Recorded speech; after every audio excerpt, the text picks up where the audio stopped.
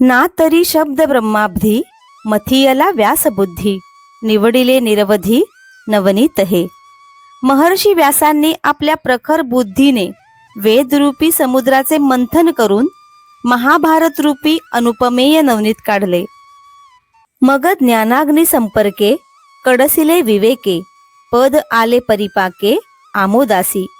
मग ते नवनीत ज्ञानरूप अग्नीच्या संबंधाने विवेकपूर्वक कढविले आणि त्याचा उत्तम परिपाक होऊन त्या लोण्याचे सुगंधी साजूक तूप झाले, ते म्हणजे गीता होय.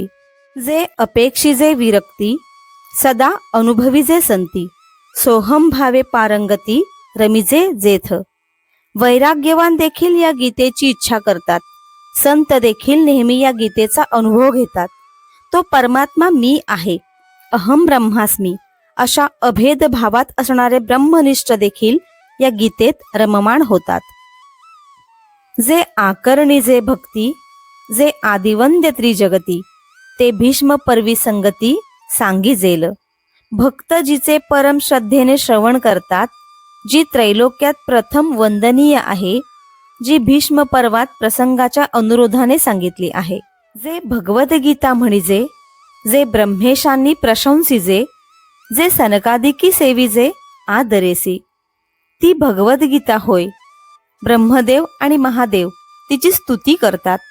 सनकादिक परम श्रद्धेने तिचे श्रवण मनन पठण करतात.